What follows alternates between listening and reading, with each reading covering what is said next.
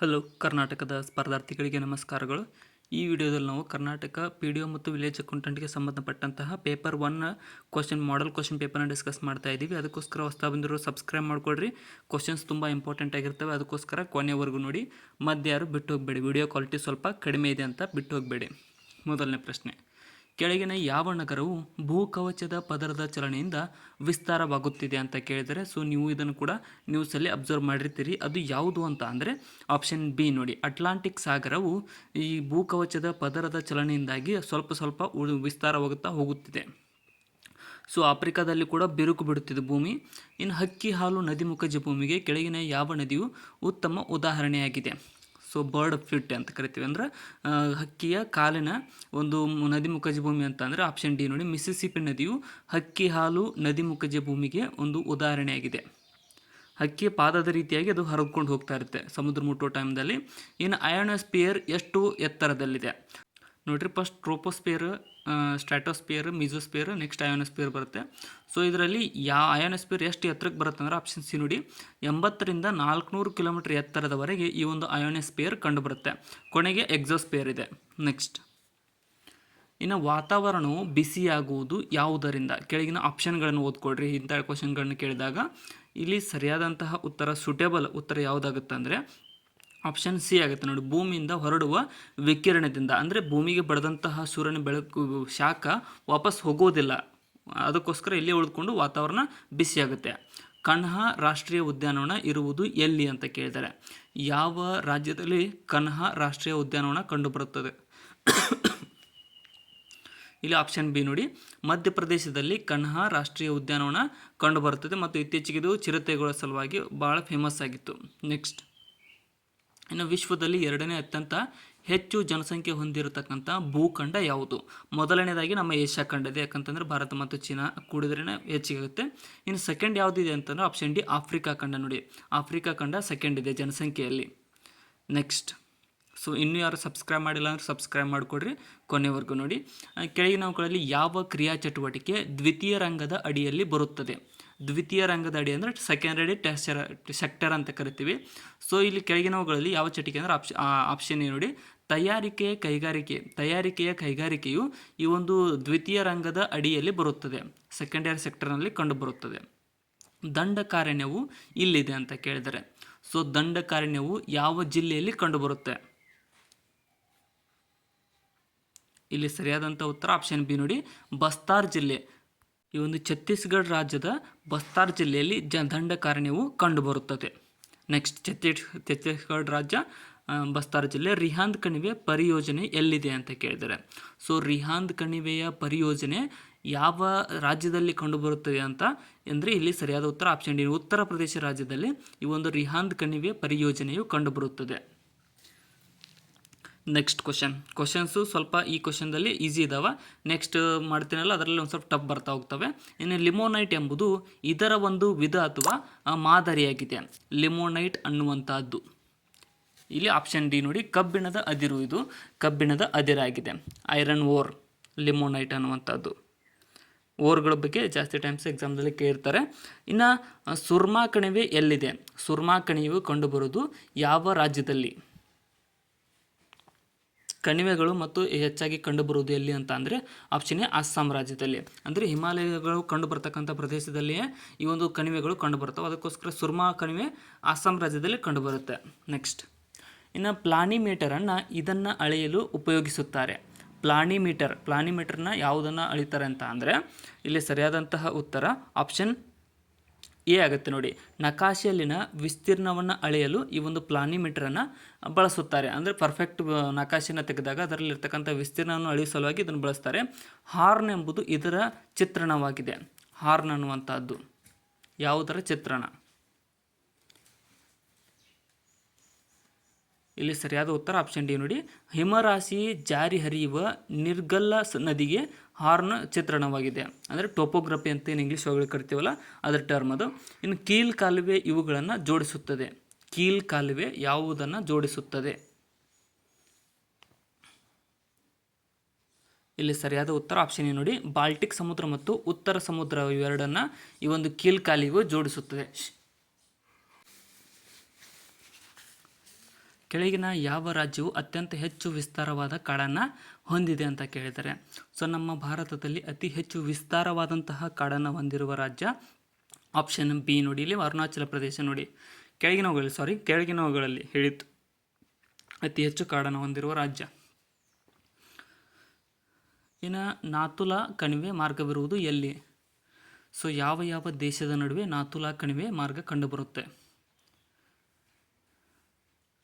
ಇಲ್ಲಿ option B ನೋಡಿ, ಭಾರತ ಮತ್ತು ಟಿಬೆಟ್ ವ್ಯಾಪಾರಿ ಮಾರ್ಗದಲ್ಲಿ ಈ ಒಂದು ನಾಥುಲಾ ಕಣಿವೆ ಕಂಡುಬರುತ್ತೆ. ನೀವು ಕಮೆಂಟ್ ಸೆಕ್ಷನ್ದಲ್ಲಿ ಕಮೆಂಟ್ ಮಾಡಿ ನಮ್ಮ ಭಾರತದ ಯಾವ ರಾಜ್ಯದಲ್ಲಿ ನಾಥುಲಾ ಕಣಿವೆ ಕಂಡುಬರುತ್ತೆ ಅಂತ. ಇನ್ನು ಗೋವಿಂದ್ ವಲ್ಲಭ ಪಂತ್ ಜಲಾಶಯ ಎಲ್ಲಿದೆ?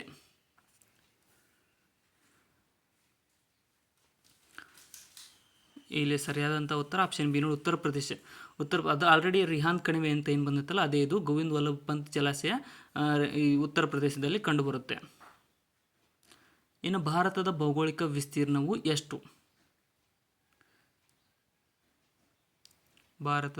ಇದನ್ನು ಮಾತ್ರ ಎಲ್ರಿಗೂ ಗೊತ್ತೇ ಇರಬೇಕಿದು. ಇಲ್ಲಿ ಸರಿಯಾದಂಥ ಉತ್ತರ ಆಪ್ಷನ್ ಸಿ ನೋಡಿ, 32.87 ಲಕ್ಷ ಚದರ ಕಿಲೋಮೀಟರ್ನಷ್ಟು ಭಾರತದ ಭೌಗೋಳಿಕ ವಿಸ್ತೀರ್ಣವಿದೆ.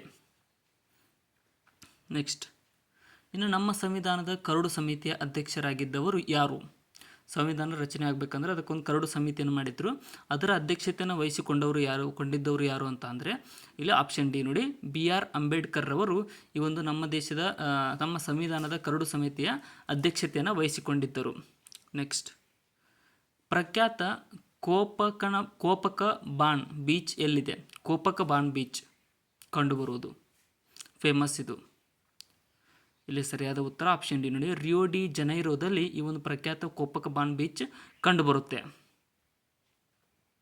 ನೆಕ್ಸ್ಟ್, ಇನ್ನು ಆಕಾಶದ ನೀಲಿ ಬಣ್ಣವು ಇದರಿಂದಾಗುವ ಒಂದು ಬೆಳಕು ಅಂತ ಕೇಳಿದರೆ. ಸೊ ನೀಲಿ ಬಣ್ಣ ಆಕಾಶ ನೀಲಿಯಾಗಿ ಕಾಣುವುದಕ್ಕೆ ಕಾರಣ ಏನು ಅಂತ ಕೂಡ ಕೇಳಬಹುದು. ಇಲ್ಲಿ ಸರಿಯಾದಂಥ ಉತ್ತರ ಆಪ್ಷನ್ ಆಗುತ್ತೆ, ಬೆಳಕಿನ ಚದುರುವಿಕೆ. ಅಂದರೆ ನೀಲಿ ಬಣ್ಣ ಎಲ್ಲ ಬಣ್ಣಗಳಿಗಿಂತ ಹೆಚ್ಚಿಗೆ ಚದುರುತ್ತೆ, ಅದಕ್ಕೋಸ್ಕರ ಅದರ ಎಲ್ಲ ಕಡೆ ನೀಲಿ ಕಾಣುತ್ತೆ. ಸಮುದ್ರ ಕೂಡ ನೀಲಿ ಕಾಣುತ್ತೆ, ಆಕಾಶ ಕೂಡ ನೀಲಿ ಕಾಣುತ್ತೆ. ಇನ್ನು ಭಾರತದ ಪ್ರಪ್ರಥಮ ವಿದ್ಯುತ್ ಬ್ಯಾಟ್ರಿ ಚಾಲಿತ ಕಾರು ಯಾವುದು? ಸೊ ಇವಾಗ ಪ್ರಸ್ತುತ ಎಲ್ಲ ಕಡೆಯೂ ವಿದ್ಯುತ್ ಮೇಲೆ ಬ್ಯಾಟ್ರಿ ಚಾಲಿತ ಕಾರುಗಳನ್ನು ನೋಡ್ಬೋದು. ಸೊ ಫಸ್ಟ್ ಯಾವುದು ಅಂತ ಕೇಳಿದ್ದಾರೆ. ಇಲ್ಲಿ ಆಪ್ಷನ್ ಸಿ ನೋಡಿ, ರೇವಾ ಅನ್ನುವಂಥದ್ದು ಭಾರತದ ಪ್ರಥಮ ವಿದ್ಯುತ್ ಬ್ಯಾಟ್ರಿ ಚಾಲಿತ ಕಾರ್ ಆಗಿದೆ. ನೆಕ್ಸ್ಟ್, ಇನ್ನು ಪ್ರೆಷರ್ ಕುಕ್ಕರ್ನಲ್ಲಿ ಆಹಾರ ವಸ್ತು ಬೇಗನೆ ಬೇಯಲು ಕಾರಣವೇನು ಅಂತ ಕೇಳಿದ್ದಾರೆ. ಸೊ ಪ್ರೆಷರ್ ಕುಕ್ಕರ್ನಲ್ಲಿ ಆಹಾರ ಬೇಗನೆ ಬೇಯುತ್ತೆ, ಅದಕ್ಕೆ ಕಾರಣ ಏನು ಅಂತ ಅಂದರೆ ಇಲ್ಲಿ ಆಪ್ಷನ್ ಬಿ ನೋಡಿ, ಏನಂತಂದರೆ ಹೆಚ್ಚಿದ ಒತ್ತಡದಿಂದ ನೀರಿನ ಕುದಿಯು ಬಂದು ಜಾಸ್ತಿ ಆಗುತ್ತೆ, ಅದಕ್ಕೋಸ್ಕರ ಬೇಗನೆ ಕುದಿಯುತ್ತೆ. ಇನ್ನು ಮನುಷ್ಯನಿಗೆ ಅಗತ್ಯವಿರುವ ವಿಟಮಿನ್ ಡಿ ಲಭ್ಯವಿದೆ. ಸೊ ವಿಟಮಿನ್ ಬಿ ಕೆಳಗಿನವುಗಳಲ್ಲಿ ಯಾವುದರಲ್ಲಿ ಲಭ್ಯವಿದೆ ಅಂತ ಕೇಳಿದ್ದಾರೆ. ಇಲ್ಲಿ ಆಪ್ಷನ್ ಸಿ ನೋಡಿ, ಸೂರ್ಯನ ಬೆಳಕಿನಲ್ಲಿ ಅತಿ ಹೆಚ್ಚಾಗಿ ವಿಟಮಿನ್ ಬಿಯನ್ನು ನಾವು ಪಡೆದುಕೊಳ್ಳುತ್ತೇವೆ ಮತ್ತು ಅದು ನಮ್ಮ ಎಲುಬುಗಳಿಗೆ ತುಂಬ ಅವಶ್ಯಕವಾಗಿರುತ್ತದೆ. ಪರ್ವತಾರೋಹಿಗಳು ಹೆಚ್ಚಿನ ಎತ್ತರದ ಅಸ್ವಸ್ಥತೆಯನ್ನು ಅನುಭವಿಸಲು ಕಾರಣವೇನು ಅಂತ ಕೇಳಿದ್ದಾರೆ. ಅಂದರೆ ಪರ್ವತಾರೋಹಿಗಳಷ್ಟೇ ಅಲ್ಲ, ಯಾವುದೇ ಒಬ್ಬ ವ್ಯಕ್ತಿ ಪರ್ವತಕ್ಕೆ ಅಂದರೆ ಹೆಚ್ಚಿನ ಎತ್ತರಕ್ಕೆ ಪ್ರದೇಶಕ್ಕೆ ಹೋದಾಗ ಆಪ್ಷನ್ ಬಿ ನೋಡಿ, ಆಮ್ಲಜನಕದ ಕೊರತೆ ಉಂಟಾಗಿ ಅಸ್ವಸ್ಥತೆ ಉಂಟಾಗುತ್ತದೆ. ಎತ್ತರಕ್ಕೆ ಹೋದಂತೆ ಆಕ್ಸಿಜನ್ ಕಡಿಮೆ ಆಗುತ್ತದೆ. ಇನ್ನು ವಸ್ತುವಿನ ತೇಲುವಿಕೆಗೆ ಕಾರಣವೇನು? ಯಾವುದೇ ಒಂದು ವಸ್ತು ನೀರಿನ ಮೇಲೆ ತೇಲಬೇಕಂತ ಅಂದರೆ ಅದಕ್ಕೆ ಕಾರಣ ಏನಾಗಿರುತ್ತೆ? ಇಲ್ಲಿ ಆಪ್ಷನ್ ಎ ಆಗುತ್ತೆ ನೋಡಿ, ಉತ್ಪಾವಕತೆ ಅಂದರೆ ದ್ರವದ ಮೇಲೊತ್ತಡ ಇದಕ್ಕೆ ಕಾರಣವಾಗುತ್ತೆ, ಇದು ವಸ್ತುವಿನ ತೇಲುವಿಕೆಗೆ. Next, density. ಇನ್ನು ಸೂರ್ಯನ ಶಕ್ತಿ ಉತ್ಪಾದನೆಗೊಳ್ಳುವುದು ಯಾವುದರಿಂದ, ಯಾವ ಕಾರಣದಿಂದ? ಸೂರ್ಯನಲ್ಲಿ 2 ಖನಿಜ ಇರ್ತಾವೆ, ಏನಂತ ಹೈಡ್ರೋಜನ್ ಮತ್ತು ಹೀಲಿಯಂ ಇರ್ತಾವೆ. ಸೊ ಅವು ಯಾವ ರೀತಿಯಾಗಿ ಪರಿವರ್ತಿಸಿ ಸೂರ್ಯನ ಬೆಳಕನ್ನು ಉತ್ಪಾದನೆ ಮಾಡ್ತಾವೆ ಅಂದರೆ ಆಪ್ಷನ್ ಏನು ನೋಡಿ, ಸಮ್ಮಿಲನ. ಹೈಡ್ರೋಜನ್ ಮತ್ತು ಹೀಲಿಯಂ ಕೂಡಿಕೊಂಡಾಗ ಈ ಒಂದು ಸಮ್ಮಿಲನ ಉಂಟಾಗಿ ಸೂರ್ಯನಲ್ಲಿ ಶಾಖ ಉಂಟಾಗುತ್ತೆ. ದ್ರವ್ಯ ಮತ್ತು ಶಕ್ತಿಯ ಸಮಾನತೆ ತತ್ವಗಳನ್ನು ಹುಟ್ಟು ಹಾಕಿದವರು ಯಾರು? ದ್ರವ್ಯ ಮತ್ತು ಶಕ್ತಿಯ ಸಮಾನತೆ ತತ್ವಗಳನ್ನು ಹುಟ್ಟು ಹಾಕಿದವರು ಆಪ್ಷನ್ ಸಿ ನೋಡಿ, ಐನ್ಸ್ಟೀನ್ನು ಈ ಒಂದು ದ್ರವ್ಯ ಮತ್ತು ಶಕ್ತಿಯ ಸಮಾನತೆಯ ತತ್ವಗಳನ್ನು ಹುಟ್ಟು ಹಾಕಿದವರಾಗಿದ್ದಾರೆ. Albert Einstein. ಆವರ್ತನೀಯ ಕೋಷ್ಟಕವನ್ನು ಸಿದ್ಧಗೊಳಿಸಿದವರು ಯಾರು? ಆವರ್ತನೀಯ ಕೋಷ್ಟಕವನ್ನು ಸಿದ್ಧಗೊಳಿಸಿದವರು ಪಿರಿಯಾಡಿಕ್ ಟೇಬಲ್ ಅಂತ ಏನು ಕರಿತೀವಿ. ಇಲ್ಲಿ ಸರಿಯಾದ ಉತ್ತರ ಆಪ್ಷನ್ ಸಿ ನೋಡಿ, ಮೆಂಡ್ಲೀವ್ನು ಈ ಒಂದು ಪಿರಿಯಾಡಿಕ್ ಟೇಬಲನ್ನು ಸಿದ್ಧಗೊಳಿಸಿದವರಾಗಿದ್ದಾರೆ, ಗ್ರೆಗರಿಯನ್ ಮೆಂಡ್ಲೀವ್. ನೆಕ್ಸ್ಟ್, ಭೂಸ್ಥಿರ ಉಪಗ್ರಹವು ಭೂಮಿಯ ಸುತ್ತ ಒಂದು ಪೂರ್ಣ ಪರಿಭ್ರಮಣೆಗೆ ತೆಗೆದುಕೊಳ್ಳುವ ಕಾಲ ಎಷ್ಟು?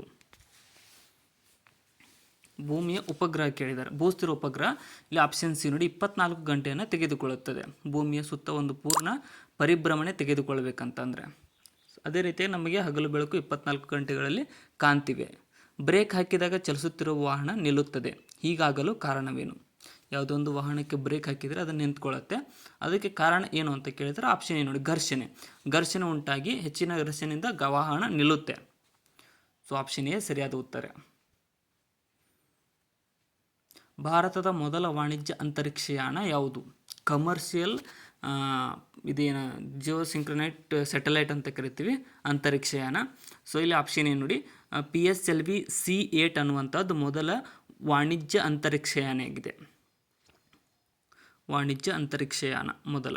ಇನ್ನು ಕೆಳಗಿನ ಯಾವ ಪ್ರಕರಣದಲ್ಲಿ ಭಾರತದ ಸರ್ವೋಚ್ಚ ನ್ಯಾಯಾಲಯವು ಬಾವಿ ತಳ್ಳಿ ಹಾಕುವ ಸಿದ್ಧಾಂತವನ್ನು ವಿಧಿಸಿತು ಅಂತ ಕೇಳಿದರೆ, ಅಂದರೆ ಬತ್ತಿ ಹೋದ ಬಾವಿಗಳನ್ನು ತಳ್ಳಿ ಹಾಕುವ ಸಿದ್ಧಾಂತವನ್ನು option C Golaknath versus Punjab ರಾಜ್ಯ ಪ್ರಕರಣದಲ್ಲಿ ಬಾವಿ ತಳ್ಳಿ ಹಾಕುವ ಸಿದ್ಧಾಂತವನ್ನು ವಿಧಿಸಿತು.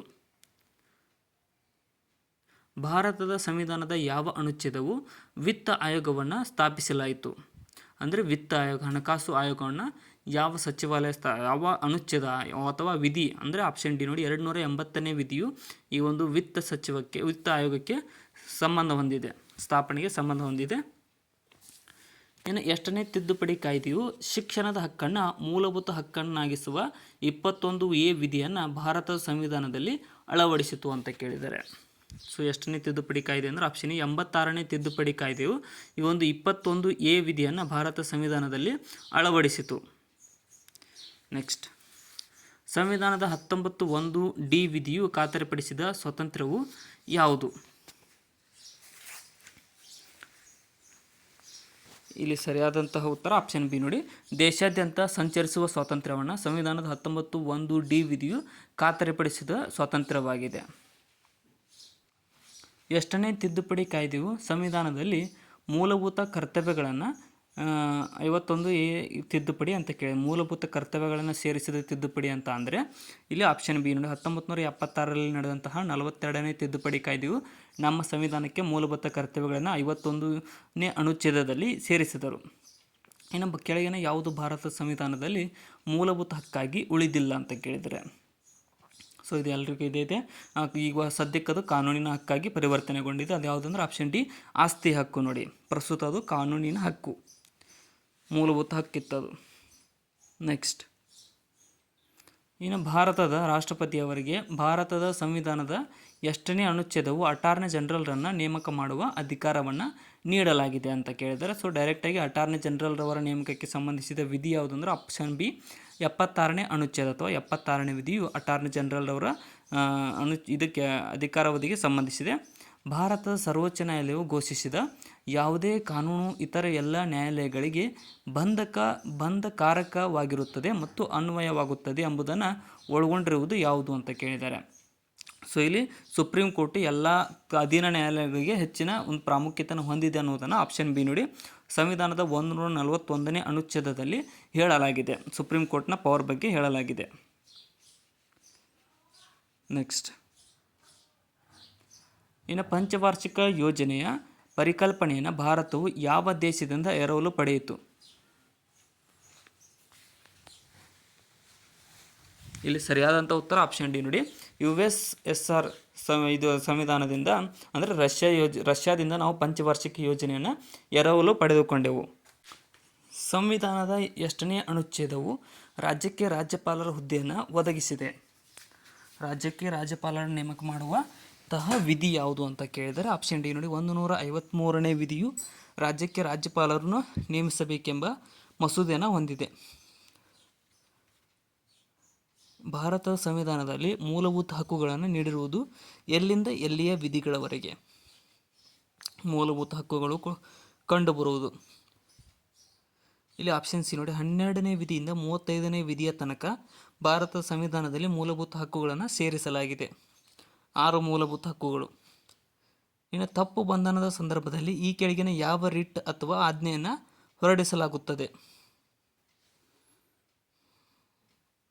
ಇಲ್ಲಿ ಆಪ್ಷನ್ ಎ ನೋಡಿ, ಬಂದಿ ಪ್ರತ್ಯಕ್ಷೀಕರಣ ರಿಟ್ಟನ್ನು ಹೊರಡಿಸಲಾಗುತ್ತದೆ, ಹೇಬಿಯಸ್ ಕಾರ್ಪಸ್. ನೆಕ್ಸ್ಟ್, ಮೂಲಭೂತ ಹಕ್ಕುಗಳನ್ನು ಜಾರಿಗೆ ತರುವ ಬಲವಂತ ಮಾಡಲು ರಿಟ್ ಅಥವಾ ಆಜ್ಞೆಯನ್ನು ಇವರು ಹೊರಡಿಸಬಹುದು. ಇಲ್ಲಿ ಸರಿಯಾದಂಥ ಉತ್ತರ ಆಪ್ಷನ್ ನೋಡಿ, ಸರ್ವೋಚ್ಚ ನ್ಯಾಯಾಲಯ ಮಾತ್ರ ಈ ಒಂದು ಮೂಲಭೂತ ಹಕ್ಕುಗಳನ್ನು ಜಾರಿಗೆ ತರುವ ಬಲವಂತ ಮಾಡುವ ರಿಟ್ ಅಥವಾ ಆಜ್ಞೆಯನ್ನು ಹೊರಡಿಸಬಹುದಾಗಿದೆ. ಸಂವಿಧಾನದ 8ನೇ ಅನುಚ್ಛೇದವು ಭಾರತದ ರಾಷ್ಟ್ರಪತಿಯವರಿಗೆ ಕೆಲವು ರಕ್ಷಣೆ ಮತ್ತು ವಿನಾಯಿತಿಗಳನ್ನು ಖಾತರಿಪಡಿಸುತ್ತದೆ. ಇಲ್ಲ ಆಪ್ಷನ್ ಬಿ ನೋಡಿ, 361ನೇ ಅನುಚ್ಛೇದ ಅಥವಾ 361ನೇ ವಿಧಿಯು ಈ ಒಂದು ಭಾರತ ರಾಷ್ಟ್ರಪತಿಯವರಿಗೆ ಕೆಲವು ರಕ್ಷಣೆ ಮತ್ತು ವಿನಾಯಿತಿಗಳನ್ನು ಖಾತರಿಪಡಿಸುವ ವಿಧಿಯಾಗಿದೆ. ಕೆಳಗಿನ ಯಾವ ವಿಧದ ಮೂಲಭೂತ ಹಕ್ಕು ಅಸ್ಪೃಶ್ಯತೆಯ ನಿವಾರಣೆಯನ್ನು ಒಳಗೊಂಡಿದೆ? ಅನ್ಟಚಬಿಲಿಟಿ ಆ್ಯಕ್ಟನ್ನು ಒಳಗೊಂಡಿರತಕ್ಕಂಥದ್ದು. ಇಲ್ಲಿ ಆಪ್ಷನ್ ಬಿ ನೋಡಿ, ಸಮಾನತೆ ಹಕ್ಕು ಈ ಒಂದು ಅಸ್ಪೃಶ್ಯತೆಯ ನಿವಾರಣೆಯನ್ನು ಒಳಗೊಂಡಿರುವ ಹಕ್ಕಾಗಿದೆ. ನೆಕ್ಸ್ಟ್, ಇನ್ನು ಭಾರತದ ರಾಷ್ಟ್ರಪತಿಯವರು ಆರಿಸಲ್ಪಡುವುದು ಯಾರಿಂದ? ಚುನಾವಣೆ ನಡೆಸುವುದು ಯಾರು? ಇಲ್ಲಿ ಸರಿಯಾದಂತಹ ಉತ್ತರ ಆಪ್ಷನ್ ಡಿ ನೋಡಿ, ಕೇಂದ್ರ ಸಂಸತ್ತಿನ ಎರಡೂ ಸದನದ ಚುನಾಯಿತ ಸದಸ್ಯರು ಮತ್ತು ರಾಜ್ಯ ವಿಧಾನಸಭೆಗಳ ಚುನಾಯಿತ ಸದಸ್ಯರಿಂದ ಭಾರತದ ರಾಷ್ಟ್ರಪತಿಯವರು ಆರಿಸಲ್ಪಡುತ್ತಾರೆ. ಆಪ್ಷನ್ ಡಿ ಸರಿಯಾದ ಉತ್ತರ. ಸೊ ಇನ್ನೂ ಯಾರು ಸಬ್ಸ್ಕ್ರೈಬ್ ಮಾಡಿಲ್ಲ ಅಂದರೆ ಸಬ್ಸ್ಕ್ರೈಬ್ ಮಾಡಿಕೊಡ್ರಿ ಮತ್ತು ಕೊನೆಯವರೆಗೂ ನೋಡಿ. ನೆಕ್ಸ್ಟ್, ಇನ್ನು ಭಾರತದ ಉಪರಾಷ್ಟ್ರಪತಿಯಾಗಲು ಈ ಕೆಳಗಿನ ಯಾವ ಅರ್ಹತೆ ಅವಶ್ಯಕವಲ್ಲ? ಉಪರಾಷ್ಟ್ರಪತಿ ಆಗಬೇಕಂದ್ರೆ ಈ ಅರ್ಹತೆ ಬೇಕಾಗಿಲ್ಲ ಅವರಿಗೆ. ಪ್ರಸ್ತುತ ರಾಜ್ಯಸಭೆಯ ಸದಸ್ಯನಾಗಿರಬೇಕು ಅನ್ನೋದು ಬೇಕಾಗಿಲ್ಲ.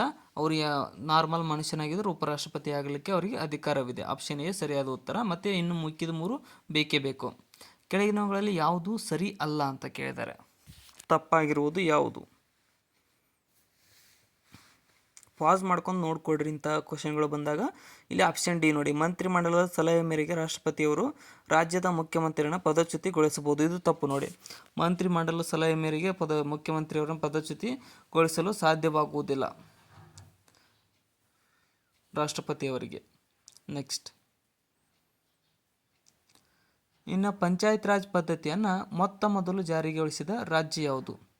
ಪಂಚಾಯತ್ ರಾಜ್ ವ್ಯವಸ್ಥೆನ ಮೊಟ್ಟ ಮೊದಲ ಬಾರಿಗೆ ಜಾರಿಗೆ ತಂದಂತಹ ರಾಜ್ಯ.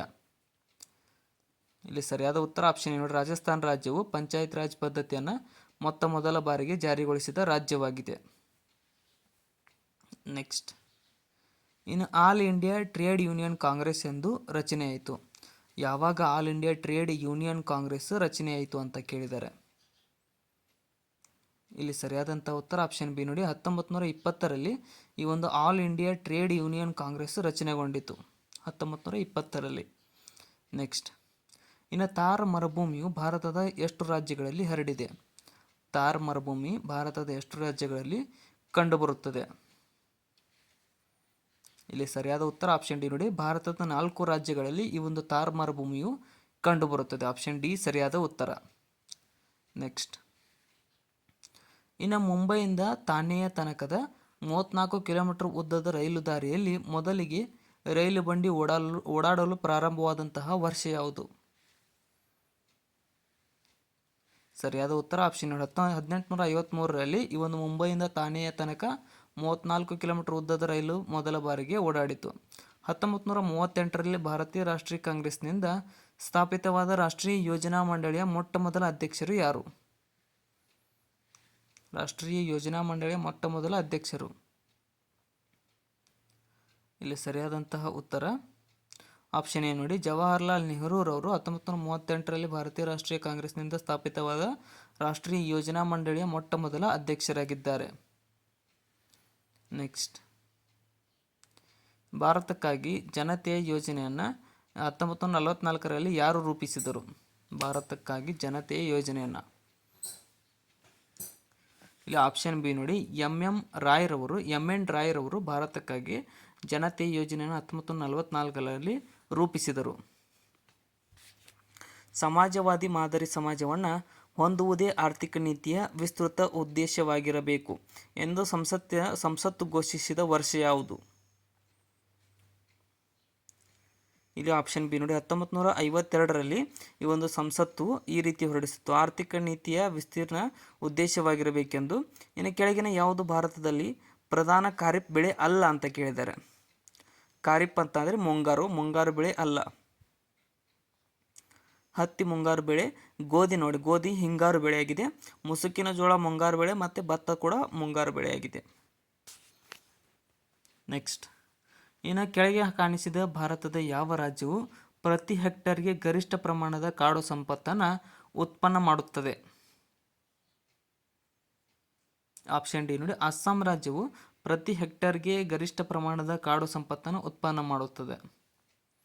ಆಪ್ಷನ್ ಡಿ ಸರಿಯಾಗಿದೆ. Next, A B. ವಾಜಪೇಯಿ ಅವರು 1977ರಲ್ಲಿ ಹಿಂದಿಯಲ್ಲಿ ವಿಶ್ವಸಂಸ್ಥೆಯ ಸಾಮಾನ್ಯ ಸಭೆಯನ್ನು ಉದ್ದೇಶಿಸಿ ಭಾಷಣ ಮಾಡಿದ್ದು ಯಾರು ಅಂತ, ಯಾವಾಗ ಅಂತ ಅಂದರೆ ಆಪ್ಷನ್ ಬಿ, ವಿದೇಶಾಂಗ ವ್ಯವಹಾರಗಳ ಮಂತ್ರಿಯಾಗಿದ್ದಾಗ ಅವರು 1977ರಲ್ಲಿ ಹಿಂದಿಯಲ್ಲಿ ವಿಶ್ವಸಂಸ್ಥೆಯ ಸಾಮಾನ್ಯ ಸಭೆಯಲ್ಲಿ ವಾಜಪೇಯಿ ಅವರು ಭಾಷಣ ಮಾಡಿದರು. ಕೆಳಗಿನ ಯಾವ ಯತಿಯ ಜನ್ಮಸ್ಥಳ ಕರ್ನಾಟಕದ ಉಡುಪಿಯಾಗಿದೆ?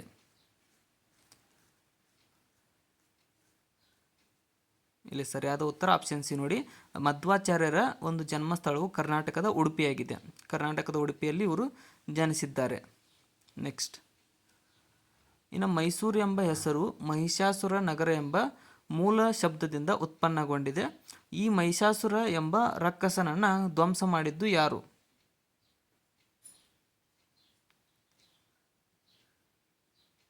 ಇಲ್ಲಿ ಸರಿಯಾದಂಥ ಉತ್ತರ ಆಪ್ಷನ್ ಡಿ ನೋಡಿ, ಆಪ್ಷನ್ ಬಿ ನೋಡಿ, ದೇವಿ ಚಾಮುಂಡಿಯು ಈ ಒಂದು ಮಹಿಷಾಸುರ ಅನ್ನುವಂತಹ ರಾಕ್ಷಸನ ಮೈಸೂರಿನಲ್ಲಿ ಕೊಂದ ಕಾರಣ ಅವರಿಗೆ ಆ ಮೈಸೂರು ಅಂತ ಹೆಸರು ಬಿತ್ತು ಆ ಊರಿಗೆ. Next, I just call to say I love you ಗಾಗಿ ಅಕಾಡೆಮಿ ಪ್ರಶಸ್ತಿ ಗೆದ್ದಿರುವ ಸ್ಟೀವ್ ವಂಡರ್ ಯಾವ ಅಸಮರ್ಥತೆಯಿಂದ ಬಳಲುತ್ತಿದ್ದ? ಇಲ್ಲಿ ಆಪ್ಷನ್ ಎ ನೋಡಿ, ಕುರುಡುತನ. ಸ್ಟೀವ್ ವಂಡರ್ಗೆ ಕುರುಡುತನ ಇತ್ತು ಮತ್ತು ಈ ಕಾದಂಬರಿಯನ್ನು ಬರೆದವರಾಗಿದ್ದಾರೆ. ಅಕಾಡೆಮಿ ಪ್ರಶಸ್ತಿ ಕೂಡ ಪಡೆದಿದ್ದಾರೆ. ಗಿರೀಶ್ ಕಾರ್ನಾಡ್ ಅವರ ಚೊಚ್ಚಲ ಚಲನಚಿತ್ರ ಸಂಸ್ಕಾರ ಯಾರ ಕಾದಂಬರಿಯನ್ನು ಆಧರಿಸಿದ್ದು? ಸಂಸ್ಕಾರ ಅನ್ನುವಂಥದ್ದು ಚಲನಚಿತ್ರ. ಇಲ್ಲಿ ಸರಿಯಾದಂಥ ಉತ್ತರ ಆಪ್ಷನ್ ಬಿ ನೋಡಿ, ಯು ಆರ್ ಅನಂತಮೂರ್ತಿಯವರ ಕಾದಂಬರಿಯನ್ನು ಆಧರಿಸಿದ್ದಾಗಿದೆ. ಇದು ಗಿರೀಶ್ ಕಾರ್ನಾಡ್ ಅವರ ಚೊಚ್ಚಲ ಚಲನಚಿತ್ರ ಸಂಸ್ಕಾರ. ಯಾವ ವರ್ಷದಲ್ಲಿ 42ನೇ ತಿದ್ದುಪಡಿ ಕಾಯ್ದೆಯು ಮೂಲಭೂತ ಕರ್ತವ್ಯಗಳಿಗೆ ಸಂಬಂಧಿಸಿದ ಹೊಸ ಅಧ್ಯಾಯವನ್ನು ಸಂವಿಧಾನದಲ್ಲಿ ಅಳವಡಿಸಿದೆ ಅಂತ ಕೇಳಿದ್ದಾರೆ. ಸೊ ಈ ಕ್ವಶನ್ ಪೇಪರ್ನಲ್ಲಿ ರಿಪೀಟೆಡ್ ಕ್ವಶನ್ಗಳಿದ್ದಾವೆ. ಆಪ್ಷನ್ ಬಿ ನೋಡಿ, 1976ರಲ್ಲಿ ಈ ಒಂದು 42ನೇ ತಿದ್ದುಪಡಿ ಕಾಯ್ದೆನ ಮೂಲಭೂತ ಕರ್ತವ್ಯಗಳಿಗೆ ಸಂಬಂಧಿಸಿದಂತೆ ಹೊಸ ಅಧ್ಯಾಯದ ಸಂವಿಧಾನವನ್ನು ಅಳವಡಿಸಲಾಗಿದೆ. ಇನ್ನು ಉಪರಾಷ್ಟ್ರಪತಿಯವರು ಹೇಗೆ ಚುನಾಯಿಸಲ್ಪಡುತ್ತಾರೆ? ಉಪರಾಷ್ಟ್ರಪತಿಯವರು ಚುನಾಯಿಸಲ್ಪಡುವುದು ಹೇಗೆ? ಇಲ್ಲಿ ಸರಿಯಾದ ಉತ್ತರ ಆಪ್ಷನ್ ನೋಡಿ, ಸಂಸತ್ತಿನ ಎರಡೂ ಸದನಗಳ ಸದಸ್ಯರಿಂದ ಕೂಡಿದ ನಿರ್ವಾಚಕ ಗಣದಿಂದ ಉಪರಾಷ್ಟ್ರಪತಿಯವರು ನೇಮಕಗೊಳ್ಳುತ್ತಾರೆ ಅಥವಾ ಚುನಾಯಿಸಲ್ಪಡುತ್ತಾರೆ. ಭಾರತದಲ್ಲಿ ಈಗ ಇವರ ಜನ್ಮ ಶತಾಬ್ದಿಯನ್ನು ಆಚರಿಸಲಾಗುತ್ತದೆ. ಭಾರತದಲ್ಲಿ ಯಾರ ಜನ್ಮ ಶತಾಬ್ದಿಯನ್ನು ಆಚರಿಸಲಾಗುತ್ತದೆ? ಇಲ್ಲಿ ಸರಿಯಾದ ಉತ್ತರ ಆಪ್ಷನ್ ಬಿ ನೋಡಿ, ವಿ.ಕೆ.ಆರ್.ವಿ. ರಾವ್ರವರ ಜನ್ಮ ಶತಾಬ್ದಿಯನ್ನು ಭಾರತದಲ್ಲಿ ಆಚರಿಸಲಾಗುತ್ತದೆ. ಇನ್ನು ಯೂನಿವರ್ಸಲ್ ಕಾಪಿರೈಟ್ ಕನ್ವೆನ್ಷನ್ ಬಳಕೆಗೆ ಬಂದ ವರ್ಷ ಯಾವುದು? ಕಾಪಿರೈಟ್ ಕನ್ವೆನ್ಷನ್ ಬಳಕೆಗೆ ಬಂದಂತಹ ವರ್ಷ ಇಲ್ಲಿ ಆಪ್ಷನ್ ಬಿ ನೋಡಿ, 1952ರಲ್ಲಿ ಈ ಒಂದು ಯೂನಿವರ್ಸಲ್ ಕಾಪಿರೈಟ್ ಕನ್ವೆನ್ಷನ್ ಬಳಕೆಗೆ ಬಂದಿತು. ನೆಕ್ಸ್ಟ್, ಕೆಳಗಿನ ಯಾವ ಕೃತಿಯನ್ನು ಸರ್ವೋಚ್ಚ ನ್ಯಾಯಾಲಯದ ಮುಖ್ಯ ನ್ಯಾಯಾಧೀಶರಾದ ನ್ಯಾಯಮೂರ್ತಿ ಕೆ.ಜಿ. ಬಾಲಕೃಷ್ಣನ್ ರವರು ಬಿಡುಗಡೆಗೊಳಿಸಿದರು?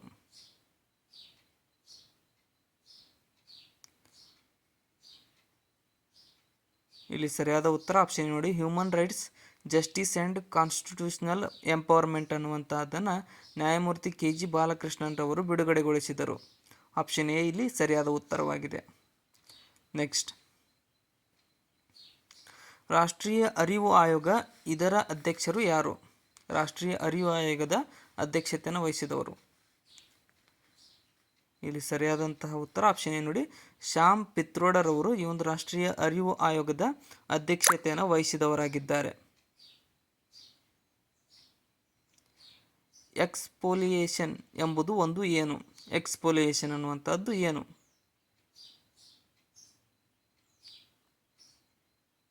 ಸರಿಯಾದ ಉತ್ತರ ಆಪ್ಷನ್ ಸಿ ನೋಡಿ, ಇದೊಂದು ಭೌತಿಕ ಕಾರ್ಯವಿಧಾನವಾಗಿದೆ. ಎಕ್ಸ್ಪೋಲೇಷನ್ ಅನ್ನುವಂಥದ್ದು ಒಂದು ಭೌತಿಕ ಕಾರ್ಯವಿಧಾನ.